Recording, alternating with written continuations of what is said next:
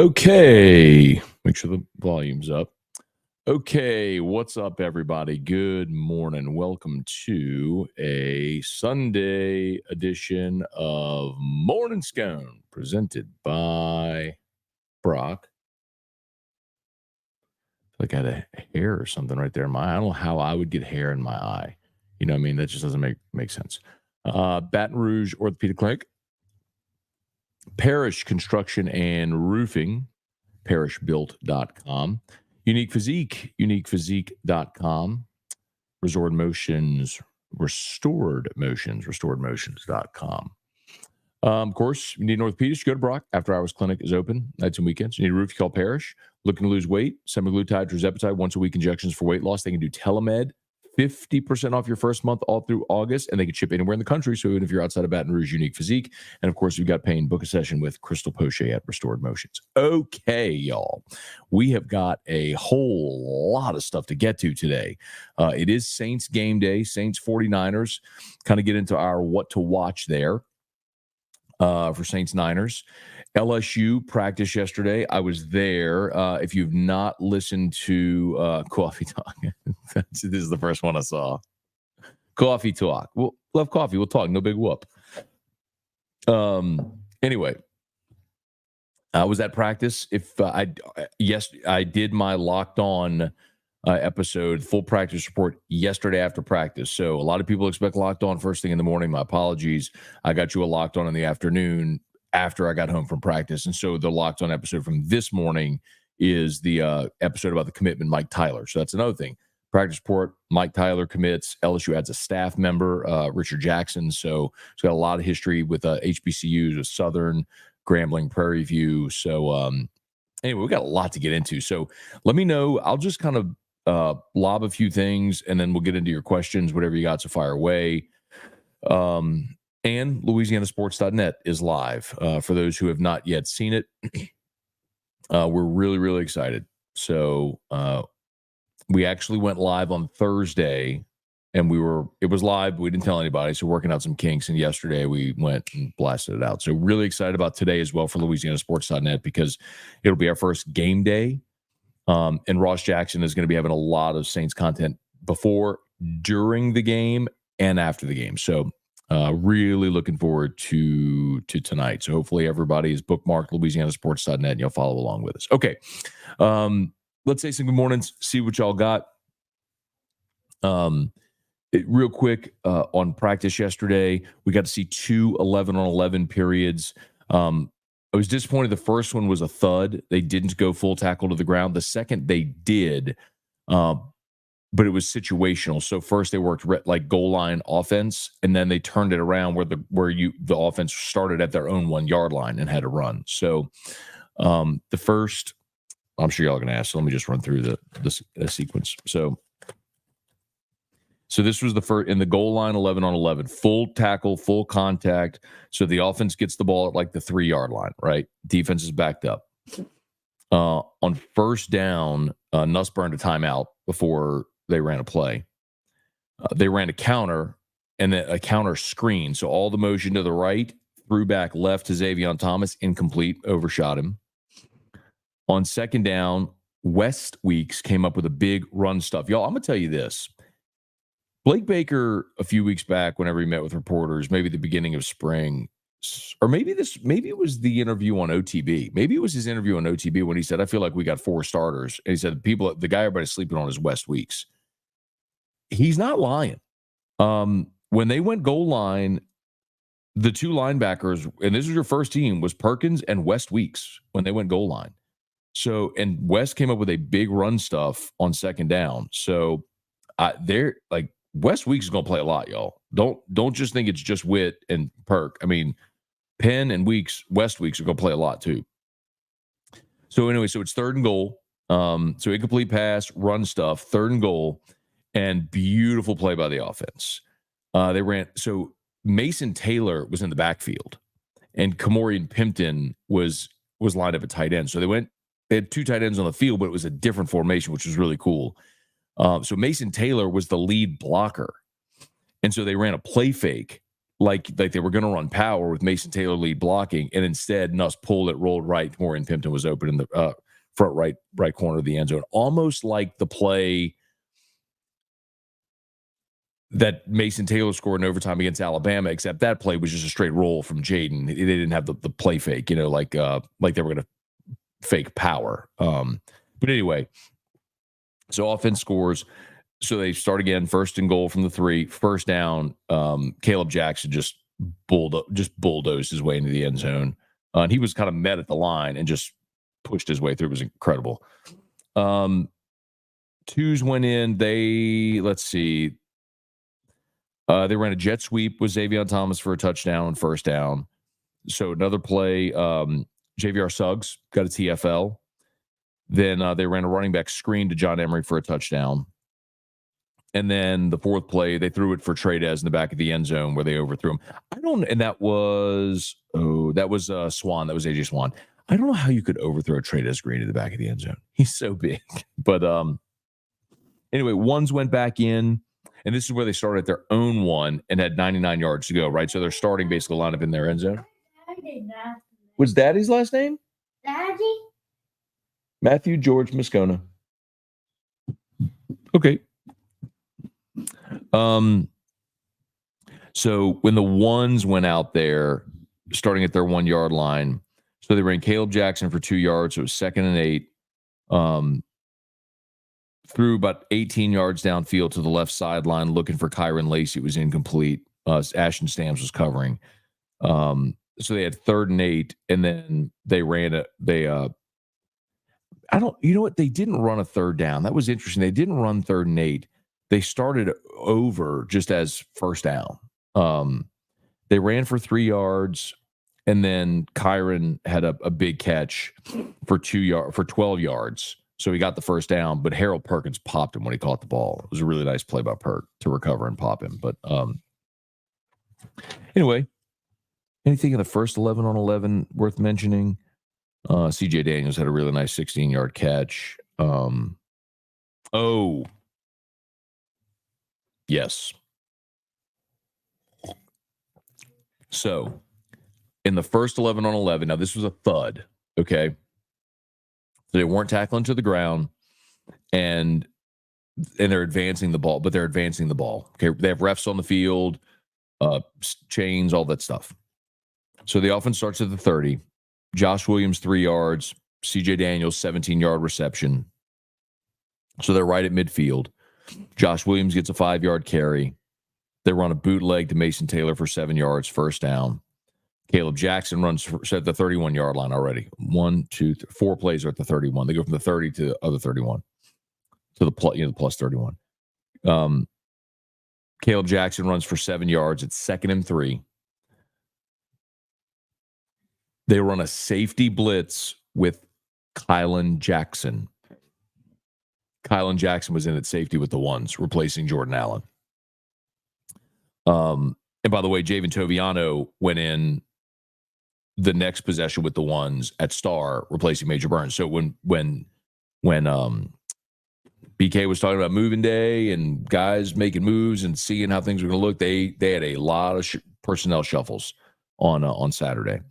We saw J.K. Johnson running with the 1s. So lot. Anyway, so it's 2nd and 3. Kylan Jackson on a safety blitz forces Nuss to sort of backpedal, roll right, and just throw it away. Didn't get it out of bounds. PJ Woodland with the 1s. PJ Woodland on the sideline makes a beautiful catch, drags his feet, and there's somebody, and you have to forgive me, I'm not sure who it was, but somebody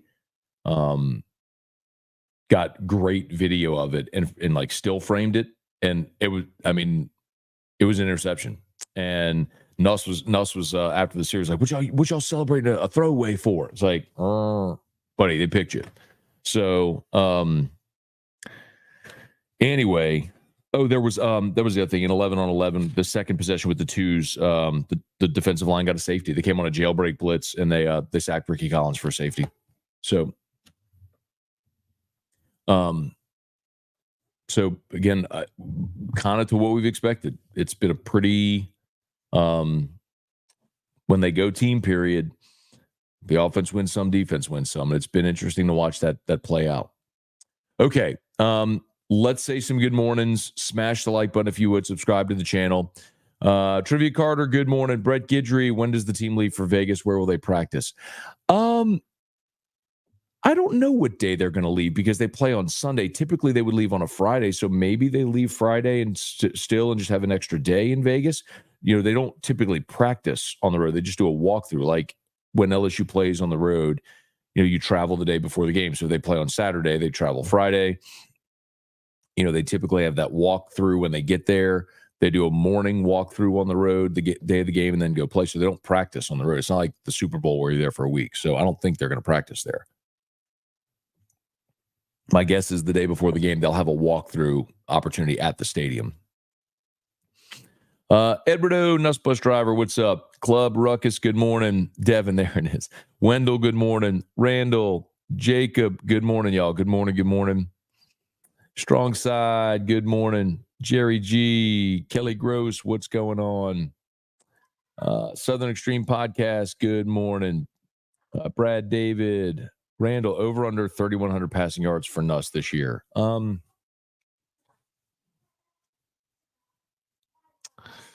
Randall,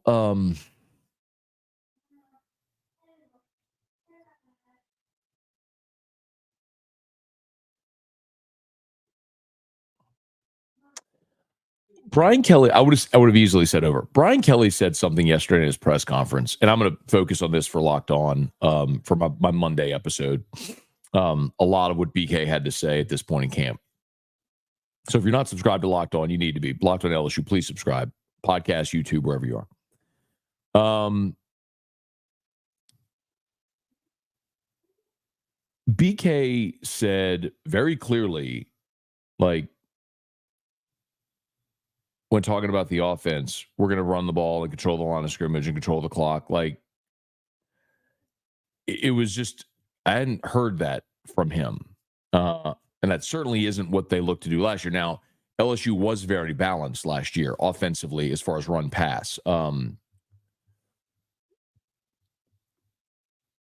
looked at this last week. Last year, LSU ran the ball 430 times. They threw it 411. So over the course of 13 games and 841 plays, you were almost a 50-50 balance. But, of course, a giant part of that was your quarterback ran 135 times, right? So they were balanced, but it just looked very different. It wasn't a lot of ball control, power. I get the sense they're going to try to run the ball a lot this year like that. So that may lead to Nuss having and maybe part of it, Randall, is run the ball, control the clock, shorten the game to protect your defense.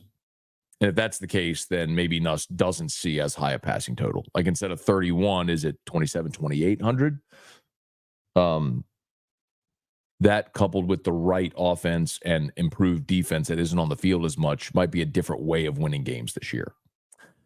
Robert Mason, good morning. Jesse Brown, good morning. Game day. Yeah, who dat? I think our Ross Jackson over at Louisiana Sports had a report that the Saints are planning on playing the starters a little bit today, so they need the work. We'll see how it goes. Jordan, how brutal was the heat of yesterday's practice? I'm not going to complain about it, Jordan, but I will say yesterday was the hottest day that since we've been out there for sure. It was you felt it the most, and it was interesting because it was a day where parents and family were invited to practice. So a lot of the players' families were there watching, and a lot of them just didn't prepare for that heat. Like, you had moms in their jeans and their tops, their kid. I'm like, no. Like, that's the wrong day. It's the wrong day to be in that, man. People just trying to find, and there's no shade on the practice field. There's nowhere to escape, right? They have like a little tent set up where they have there's always an ambulance at practice, like as a precaution. And then there's a tent right next to that where they have like the training table if someone has to be looked at practice. So it's a small, like one of those 10 by 10, like pop tent type deals. And that's it. But the amount of people, though, just flocking to that shade yesterday was, then they have the video tower, right? So the big structure where they go to the top to video so they can film practice. Well, that tower will give off some shade as well if you're on the right side of it. So some people are just like huddle in a ball, just trying to find any shade they can find. It's pretty funny. Let's see. Deborah Coward, good morning. Devin, what's up, man? Bubba Smith, Jesse Brown, Matt, conversation point. Do you think Michael Thomas ends up on an NFL roster? I do. Yeah, I think someone will sign him. Got he DTDDV. Morning, Matt. Hope you're doing good. I don't know if you remember me. I was here last week talking about how I wanted to be a journalist. Nevertheless, hope you and your family are doing well. Appreciate you for being there. Yeah, if I can ever help, let me know. Happy to give advice when I can. Good luck to you, man. Hunter, good morning. I love that BK mentioned the other tight ends yesterday. We should line them all out at once. I mean,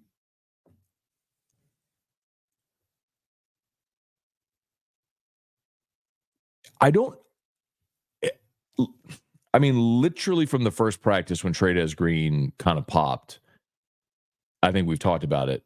I don't know how he doesn't play. Like, he's got to have some role. But here's the problem.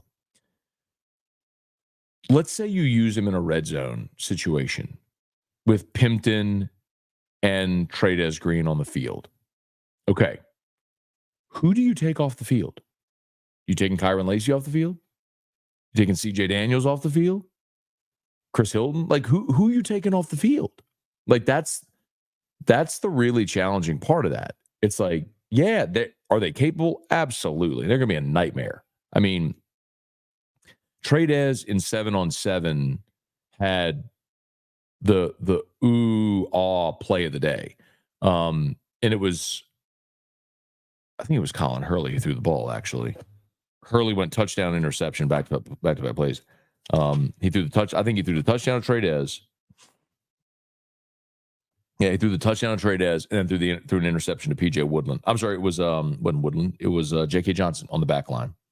So, I mean, he throws this, jump ball back corner, like back left corner for Trey'Dez, who gets it over PJ Woodland. It just, elevates. You just see this clump of people, and you see 14 just go high, and they like high point the ball. It's incredible to see. It's like a whale coming out of the water, just like, oh my God, where did that come from? But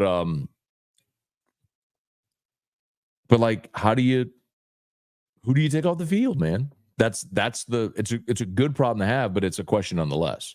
I think we said the same thing last year about Kamori and Pimpton. We're like, look at him. He's incredible. He's 6'6" and long arms and jumps high. It's like he's a nightmare in the red zone. Who can guard that?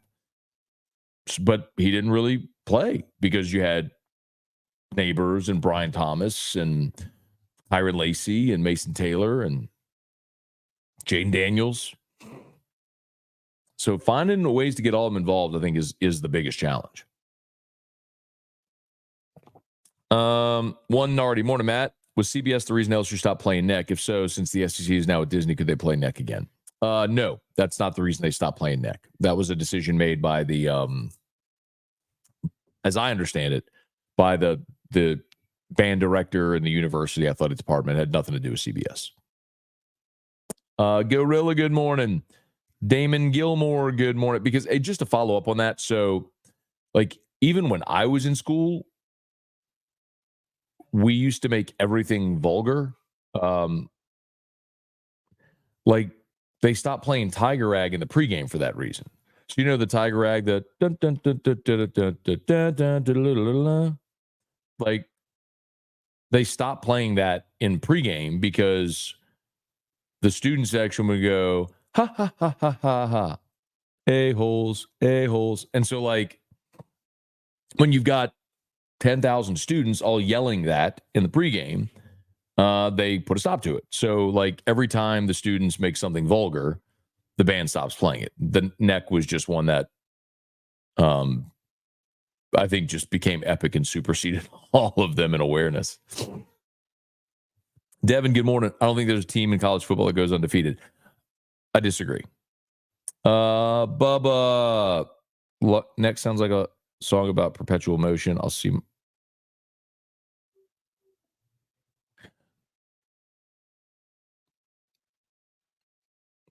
Because he spelled it with a K. Got it.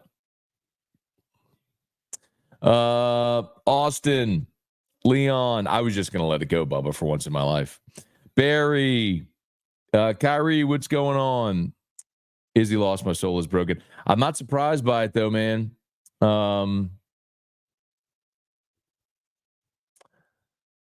Dude, play like. So he's talking about the UFC main event last night.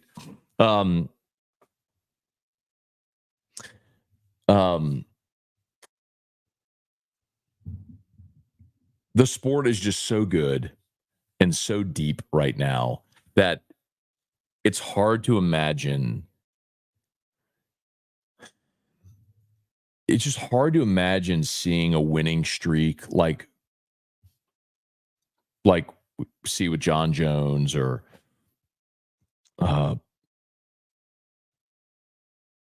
Silva. It's just, I mean, I say that knowing that, Habib probably would have fought forever and never lost. But sport's too deep, man. It's just too deep right now. They need star power, They need the draw. They need the Connor, the Brock Lesnar, the big name in the marquee, which they kind of lack right now. But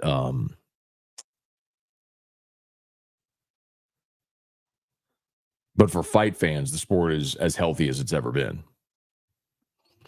Brian Penn, good morning from Ruther Glen, Virginia. Okay, news on the basketball arena. Nope, nothing new there, man. I'm actually going to be out at LSU today, so I can ask. But I don't know. I guess I could say this. I was asked to be a proxy voter for the Louisiana Sports Hall of Fame. So today is the day that the Hall of Fame committee gets together to vote for the next Louisiana Sports Hall of Fame class. And they one of the committee members invited me to be a proxy voter. So effectively, if someone doesn't show or can't vote, they have proxy voters. And then with the eventuality that when somebody leaves the committee, the proxy voters would become full-time voters. So I guess there'd be a path for me to be a full-time voting member for the Louisiana Sports Hall of Fame eventually, which I think is really cool. It'd be a great honor. So excited to go do that today. Bradley and Graffia, good morning. Jamie Leday, good morning. Tim Rundu, morning. How's Dominic McKinley? Haven't heard a lot about him. Is he okay? Yeah, so Dom right now I'd say there's 6 defensive tackles that are all getting run. Your first 2 are Jacoby and Guillory and Gio Paez. Like, that's a lock. And Guillory's your best guy.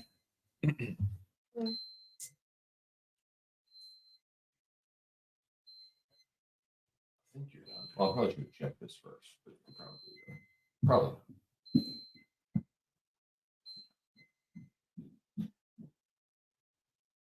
Oh, you're not done.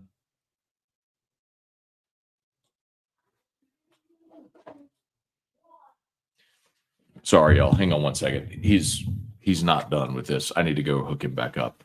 We can do. We haven't done here in a minute. I need to start doing this again.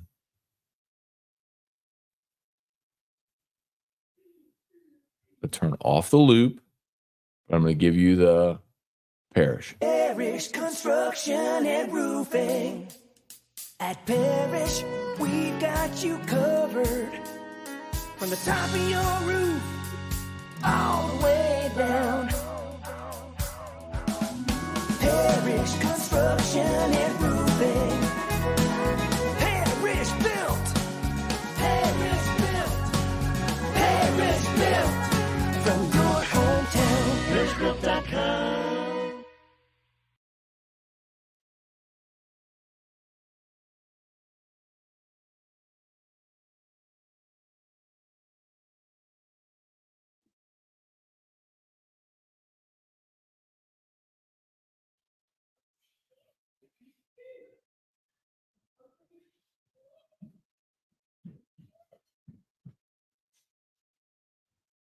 Okay.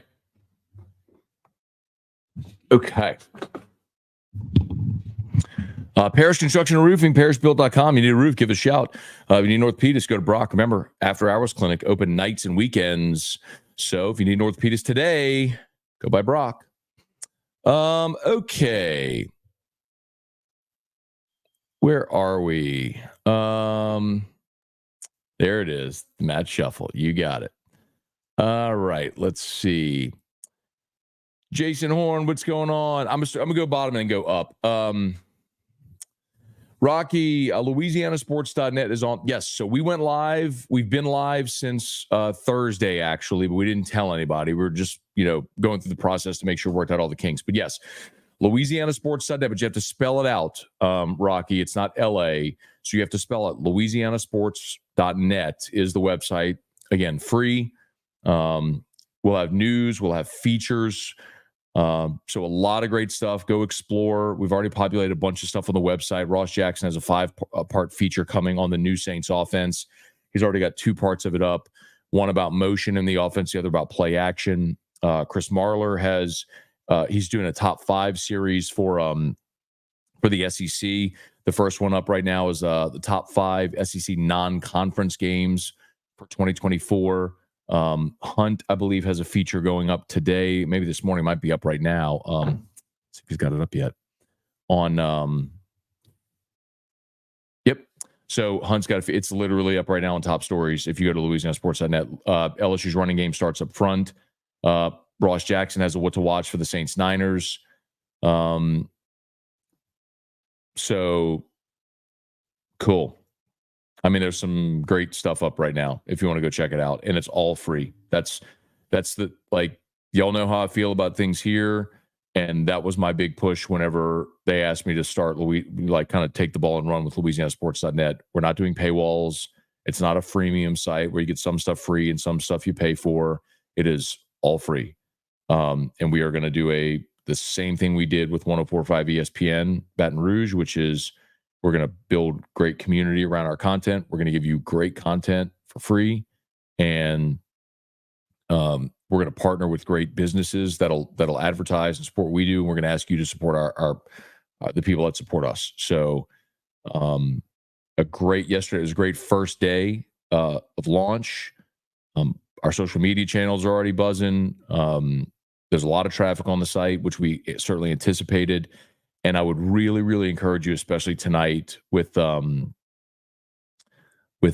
Saints playing, we will have content before, during, and after the game. So please check in periodically if you're watching the game tonight, or just make sure you're following LouisianaSports.net on Facebook, on Twitter, X, on Instagram. I'm going to be blasting it, so it's going to be, if you follow me, it's going to be hard to miss because I'm going to be blasting stuff out there. So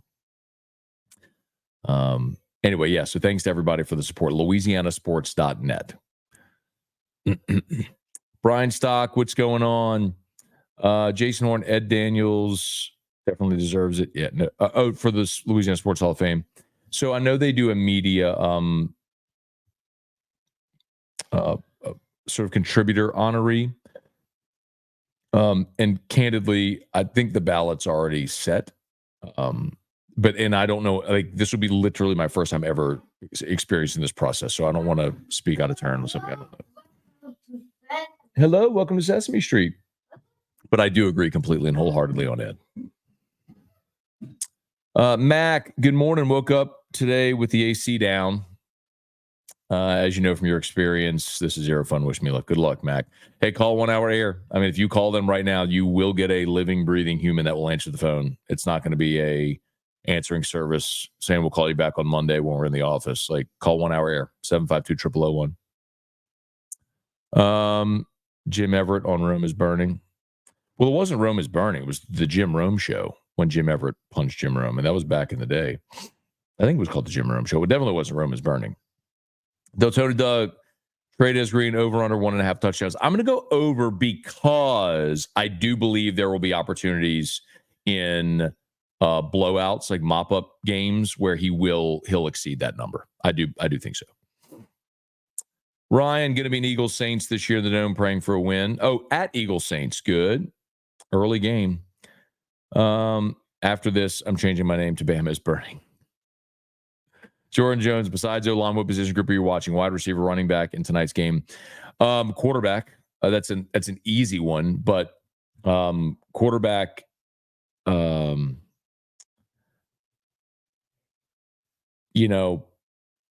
Not only because I want to see the first offense play better, but Rattler and Hainer are very likely going to swap roles. We'll see Rattler play, the rest of the first half, and Hainer play the second half. So I'm curious to see if Rattler can lead scoring drives again and be composed. So I'm definitely looking for that. And then I'll tell you, maybe not a position group, but more of a player. I want to see Peyton Turner. Peyton Turner apparently has had a really good camp. He's healthy, and they've also kicked him inside. So he's playing. He's not big enough to be your traditional run-stuffing defensive tackle, but they might be able to carve out a role for him and actually salvage something out of a former first-round pick. So something worth keeping an eye on. I'm going to need a full a cappella version of the Tiger Band songs from you. Brian Jones, you think we have potential to outscore everyone similar to last year? Yeah, Brian, I just don't think that's what they want to do. I think, I did not think of this seriously until yesterday. I was sitting in the press conference. And again, this is going to be part of tomorrow's Locked On episode. I'm going to play this clip for you from Brian Kelly, and I'm going to talk about this because I think when he very plainly said, like, they're going to control the line of scrimmage and run the ball this year, that told me, and now that I think of it, there have been a lot of 11-on-11 periods that we've seen where they run the football, and they run the football a lot. So I do think, and then I think back to Brian Kelly saying, we're not going to use Josh Williams a lot in camp because we know what he can do. We just need to get him to Saturdays, meaning they're planning on running the ball. And so I just had this kind of like light bulb moment. So I'm going to explore that a little more today, and I'll have that on tomorrow's episode of Locked On, and of course on AFR as well. We'll talk about it. King Mo, if it's a red zone, I'd take out Chris Hilton. Maybe, but I'll tell you, yesterday, Chris Hilton had one of the best plays of the day, man. They were running red zone offense. They're at the 20, and front left pylon, beautiful pass, beautiful catch by Chris Hilton. Over Jordan Allen through contact. If you're saying you're going to take out Chris Hilton, you're only saying it because you haven't seen Chris Hilton play a bunch, but you haven't seen Trey play any either. That's the point. Like,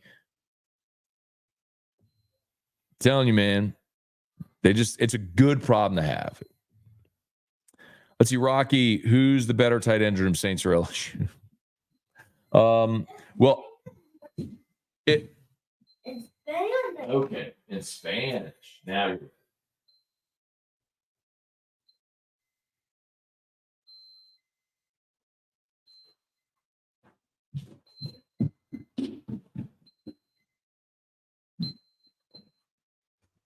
What time is it? 9:50.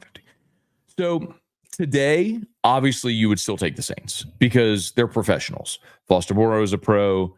Dallin Holker is a really good college tight end. Whenever you get Juwan Johnson healthy, you obviously take the Saints today. If you ask me, hey, let's project 10 years. And in 10 years, we look back and we say, who are the more accomplished players? I would take Mason Taylor, Kamorian Pimpton, Trey Green, because I think they will be more accomplished than the ones that I just mentioned. Brian, you think they have a package for all three tight ends at once? Yeah, Brian Kelly said that yesterday about getting all three of them on the field at the same time. So yes, I do think that's something we'll see. And look, yesterday, if you weren't here at the beginning, I mentioned it. Yesterday, when they were running in red zone and then goal line offense, they ran a play where Mason Taylor lined up at fullback. Now, maybe he was offset. Again, where I was standing was, so how can I describe this? So I've told you before, like the way the fields are lined up, it's like 100-yard field parallel, then 100 yards. So it's 200 yards long, right? Parallel to each other. So we're on this sideline. Let me draw it. I think this will make sense if I draw it. You need to see my art.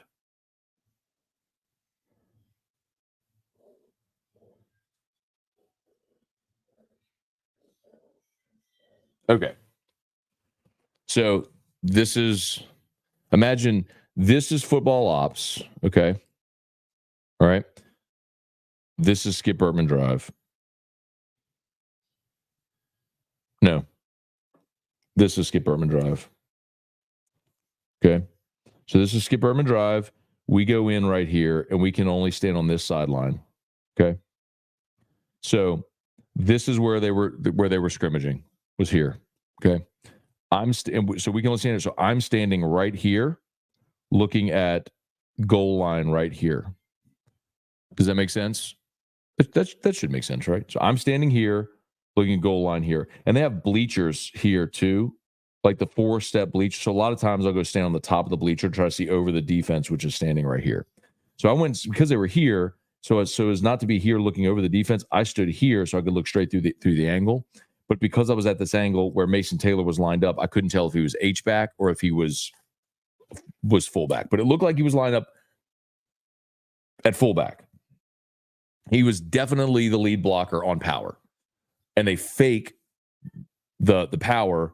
Nuss tucks, rolls right, and he dumps to Kamori and Pimpton, who was open in the front corner of the end zone, who had emptied off the line of scrimmage. In Spanish. Okay.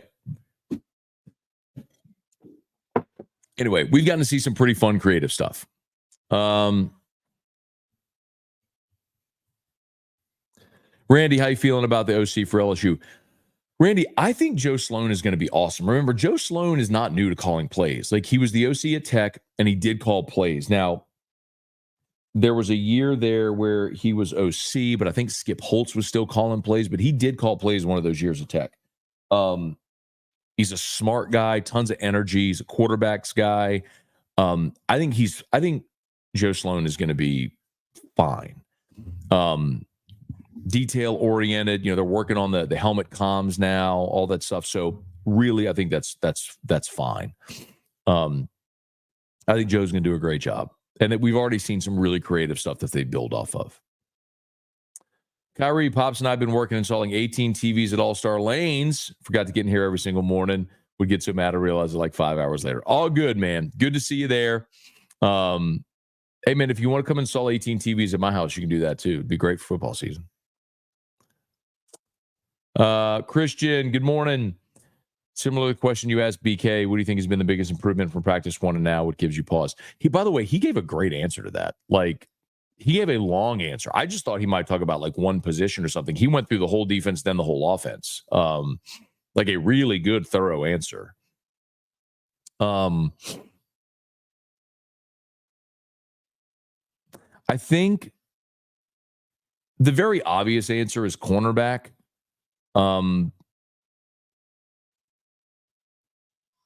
Because they have gotten stops, and I think Ashton Stamps is a good player. Like, they don't have anybody right now in that secondary that looks like Derek Stingley or Tre'Davious White or Grant Delpit or Jamal Adams. Like, they don't have anybody that looks like that. Mo Claiborne. They don't have anybody that looks like an All-American. I don't know they have anybody that looks like an All-SEC player, quite honestly. But they have players that look like starting SEC corners.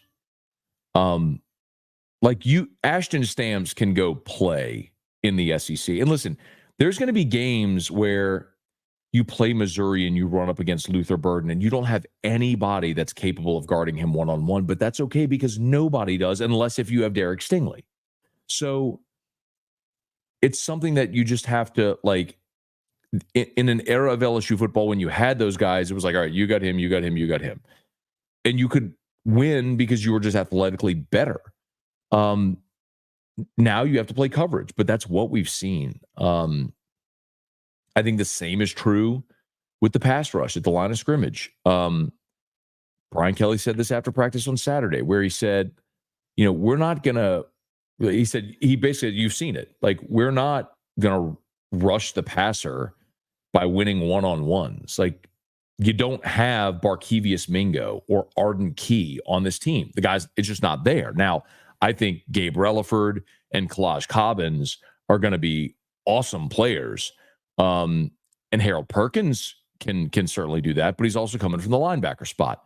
So Brian Kelly said it. We're gonna get creative and bring pressure and stunts, and we're gonna bring safety blitz and backer. And he's right. Like, they're gonna manufacture a pass rush because you don't have Sam Montgomery who's gonna get you a dozen sacks, right?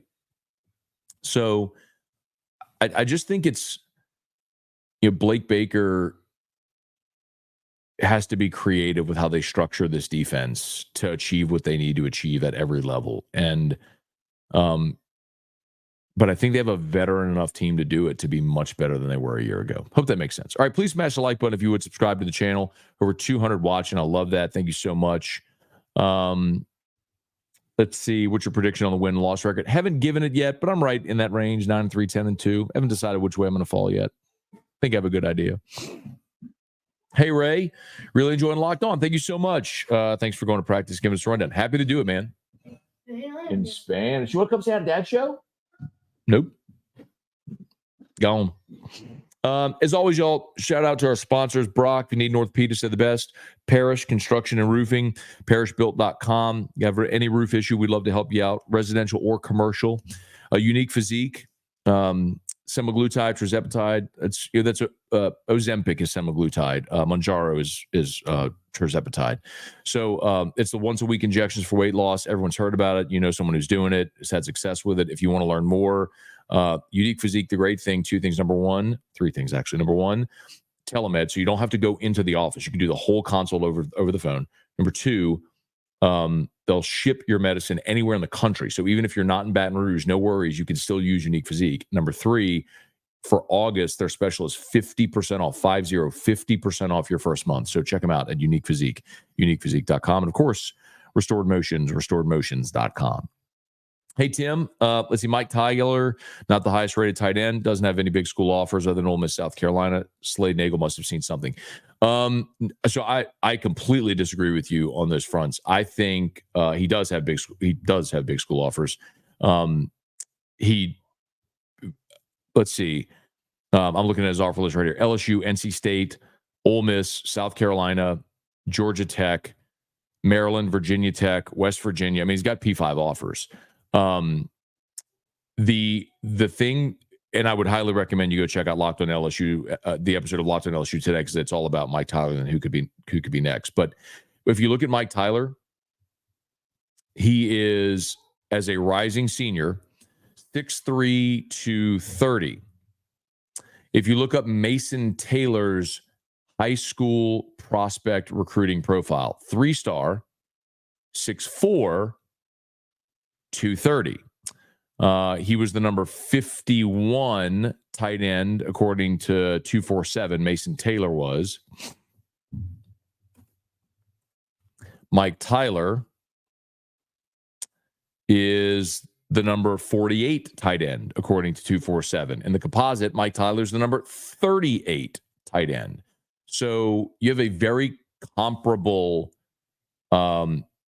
prospect to what Mason Taylor was. And this isn't a Slade Nagel thing. And yes, Slade Nagel is the primary recruiter because he's the tight ends coach, and Joe Sloan was the secondary. But when it comes to tight ends, Brian Kelly, I've said this so many times now, tight end, offensive line, he has pumped players into the NFL draft at those two positions more than any other. If you go back, Brian Kelly in his time at Notre Dame had 8 tight ends drafted in 10 years. 10 years in Notre Dame, he had 8 tight ends drafted.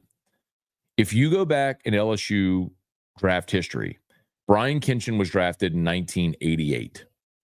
From 1989 to today, LSU's had 8 tight ends drafted.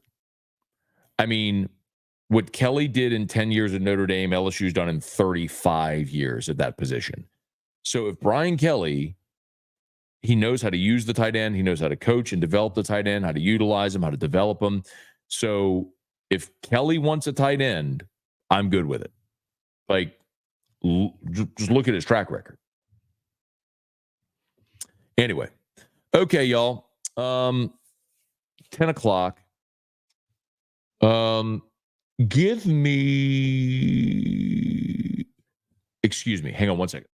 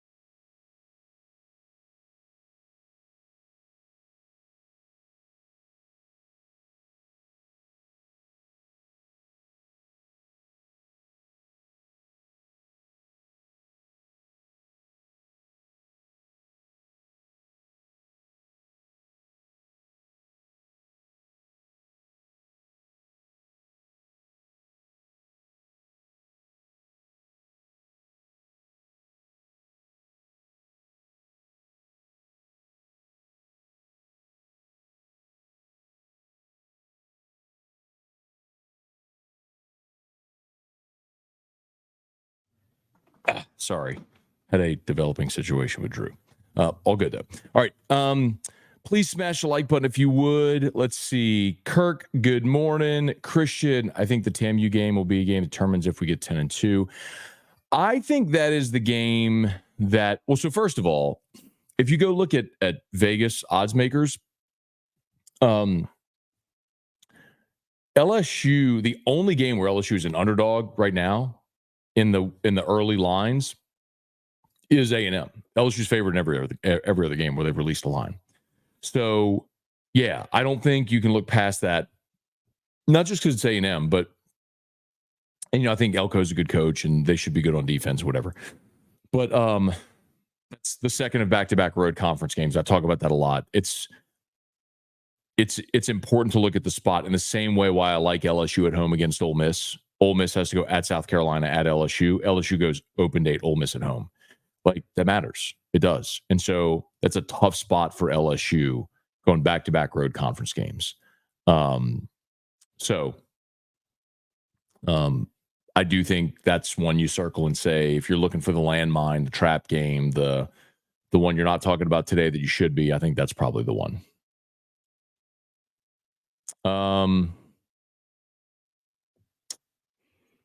Let me see if I can go back and find my spot.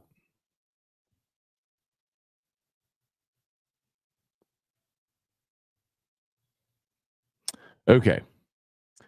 Hey, Justin, good morning. Eric, hello from the dark side. What are your thoughts on the Mahomes behind the back pass to Kelsey? I'm not surprised by anything he does at this point. I feel like we've seen him do that. We've seen him do underhand, no looks. I mean, he probably practices it all the time, so why not do it in a preseason game?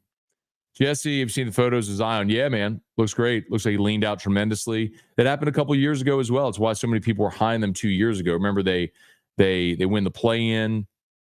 Zion looked great, was in shape, and then boom, gets hurt. So I got to see him stay healthy for 82, man. If he does that, I think they could be a playoff team. But yeah, it looks good. Giovanni Martinez, what up, man? Good morning. Hey, Mark, good morning. What are your thoughts on Vikings rookie quarterback out for the year? And should the Saints keep 3 on the active roster? I don't think they should keep 3. I think they will, just because you're not going to run the risk of somebody scooping up Payne or Rattler. But the thing with McCarthy, so I think, number one, you never want someone to get hurt.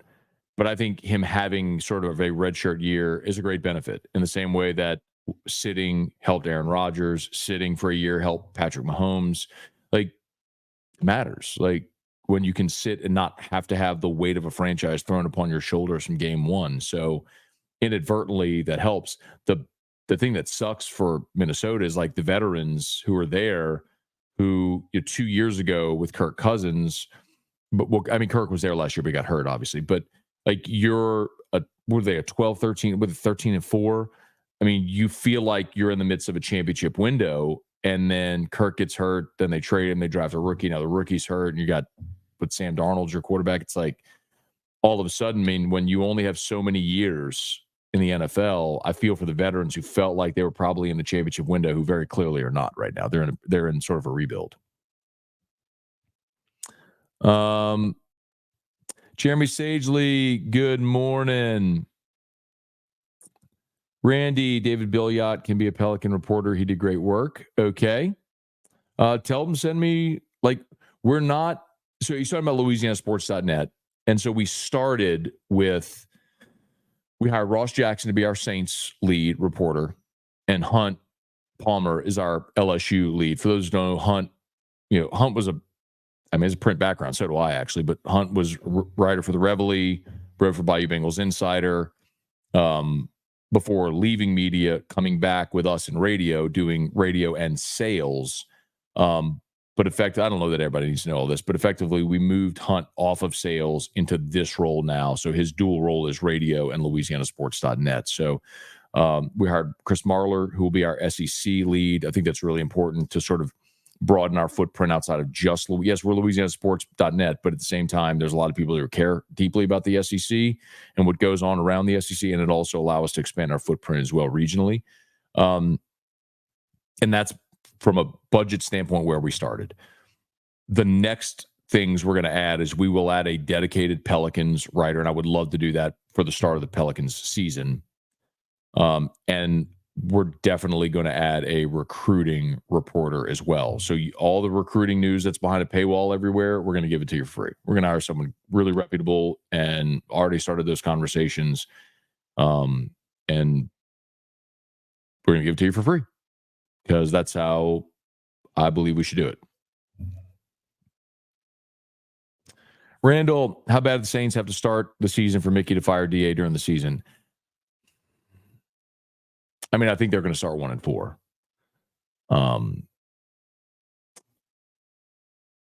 I don't know if that's enough, though. I don't think you're firing somebody a month into the season. John, good morning. Justin, has Mickey finally abandoned the all-in mindset? I don't know that you can say that, man. I mean, they restructured Derek Carr this offseason. They added Chase Young and Willie Gay.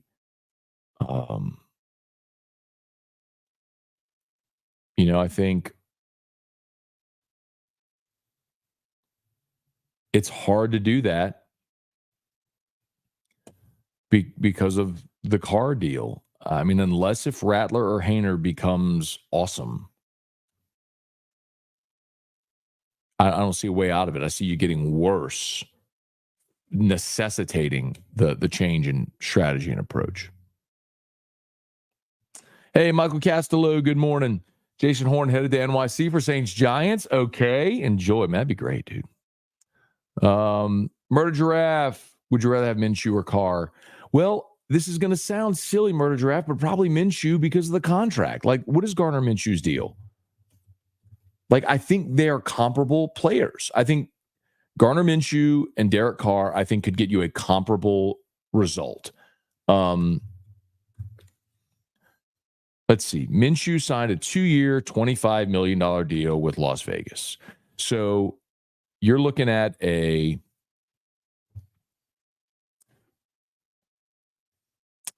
so his cap hit this year is $8 million, and next year's cap hit is $14 million. Derek Carr's contract, he signed a 4-year, $150 million deal. So Carr, after the restructure, his cap hit this year is 7.2, but next year it's 12.6, and then in forgive me. This year it's 12.6. Next year it's 51.4, and then in 2026 his cap hit is 61 million, but his dead number in 26 is 28.6 million. So essentially, if he's on your roster in 26, he costs you 61. If he's not, he costs you 28. So even still, let's say you cut bait after next year, he still costs you $28 million against your cap in 2026 to not be there. Gardner Minshew, what did I just tell you? $8 million and then $14 million? Like, that's a bargain relative to what you're paying Derek Carr. And the production isn't that much different. So, yeah, at that price, I'd rather Minshew. If I had Derek Carr at the price you had Gardner Minshew, fine. But not at the price you're paying. Because you're paying him like he's a franchise quarterback, and he's not. Mark, who's your surprise team to watch in the SEC? Kentucky, Missouri, perhaps South Carolina? No, I'd say Auburn. I mean, Missouri, I think people are talking about Missouri. They won 11 games a year ago. They got Brady Cook back, Luther Burden. And their schedule is super manageable. So people are talking about Missouri. I think Auburn's the one that we're not talking about that we should. Auburn could be the team that jumps up and surprises people this year. It's so weird LSU didn't play Auburn. A little sad.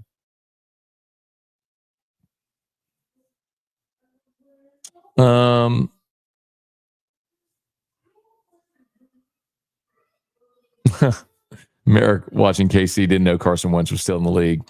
Best job, man. The best job is backup quarterback. Man, I'm so far behind on comments. Mark, I think Nick Mullins is better quarterback than Darnold right now. Come on, jeez.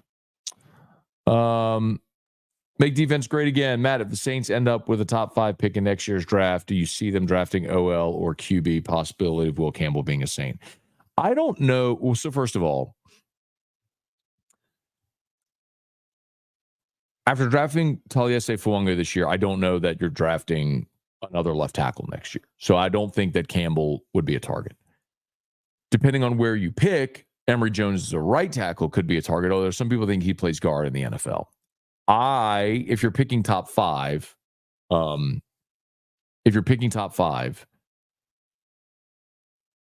you're looking quarterback. If you're picking top 5, the wheels came off. You were a 3, 4, 5 win team, and you were looking to reset your franchise. And in that situation, I think you're looking quarterback if you're top 5. Mark, I feel like longer this Brandon Ingram situation goes, no legit trading options. Pelicans, the worst this gets in the fall. Your thoughts? Yeah, I think they're planning on keeping him. Devin, what's going on, man? Edwardo, Murder Giraffe. He coached both Kelsey brothers. Sorry, I went to the bottom. I'm going back up. I must have missed. Gulf South, what's Mason Taylor's draft stock? I only found one random website that lists him as a 6th, 7th rounder. New. ESPN. I mean, I've referenced this a few times. Why am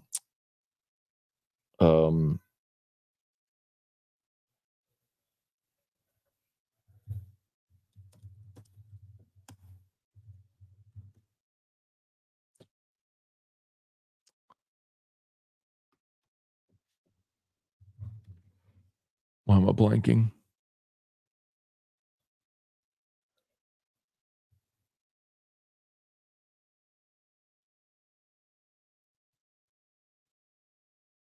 So there was an ESPN NFL reporter who last week listed the top player at 10 positions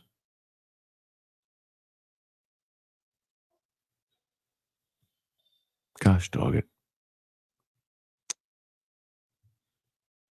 We talked about it on AFR.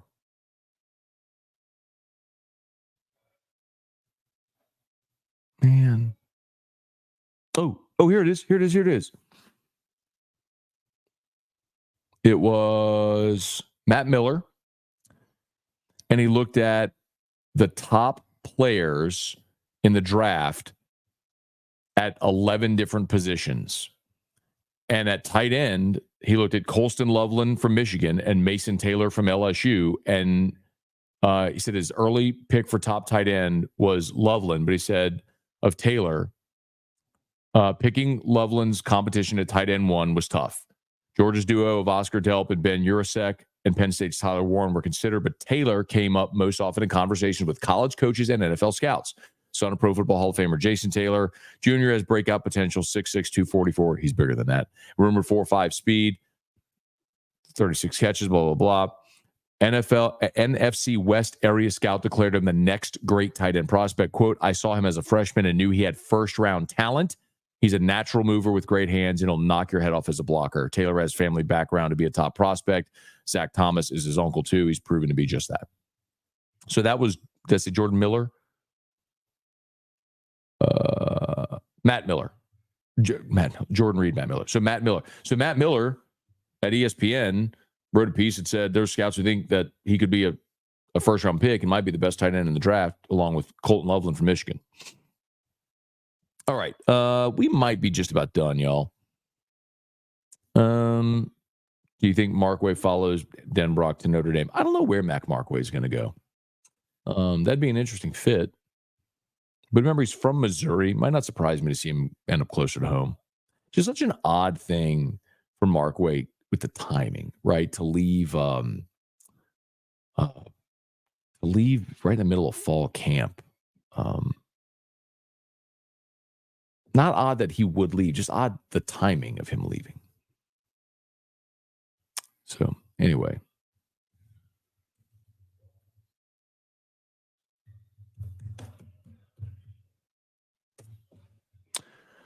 Okay. Thanks for being there, y'all. Please smash the like button if you're on YouTube. Subscribe to the channel, Facebook. Follow along on the profile.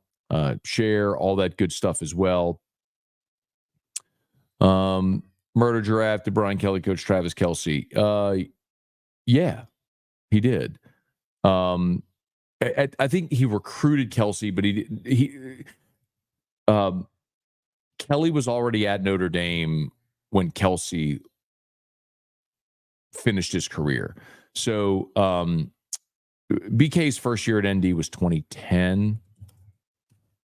Brian Kelly, let's see, I'm pretty sure I got that right. Brian Kelly's first year at Notre Dame was, I think it was 2010. Yeah, because Kelly's first year at Notre Dame was 2010. Kelce, I think Kelce was part of the 12 draft or the 13 draft. Let's see.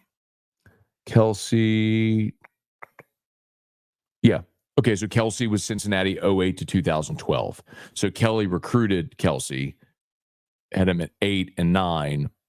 Then BK went to Notre Dame in 2010, so 10, 11, 12.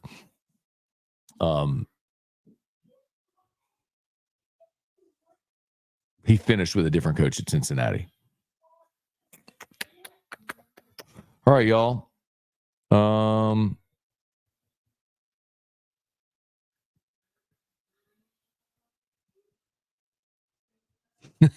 That's why we don't need to pay attention to random websites. That's funny. Yeah, no, Mason Taylor looks great, y'all. Like you can just tell, like from when he was a freshman to now, he's physically grown into his body. He's so fluid. You could tell he looks awesome. Like, I don't know. I mean, the NFL doesn't usually spend high draft picks on tight ends. Blowy, blower, Blowenstein. But I gotta get going. But I mean, you might see like Brock Bowers, I think he was the 11th pick. You see those sometimes, but that's a rarity, you know. Okay. In Spanish. Hola. En Spanish. In Spanish. Habla español. See ya. All right, let's wrap this thing up, y'all. Appreciate y'all for being there. Man, thanks so much. Remember, I've got actually LouisianaSports.net pinned in the chat. So if you haven't checked out the website yet, would really appreciate it if you would. Help us, tweet links, share posts when you see them, spread the word. Totally free website. Right now, our latest stories, Ross Jackson's What to Watch for Saints 49ers. Got a story up about DJ Chester missing practice yesterday, battling a stomach bug. Got Ross Jackson's report about the Saints starters expected to play tonight. Got our piece up about the LSU adding the tight end, Mike Tyler yesterday, my LSU fall camp report from yesterday. Got a feature story from Hunt Palmer on the LSU running game. Chris Marlar's top 5 SEC non-conference matchups for 2024. Nice piece there by Hunt Palmer about Jacoby and Guillory adjusting to a new role. Ross Jackson's got a 5-part feature on what to expect from the Saints' new offense. The first 2 installments are motion and play action. They're already up. We'll release the other 3 periodically. So anyway, please check out LouisianaSports.net. It's free. Bookmark it. Visit every day. We'll have new content every day for free. LouisianaSports.net. So y'all please check it out. Okay. Have an awesome day. And if you need a roof, call Parish. All right. We'll see y'all. Have a great day. Peace.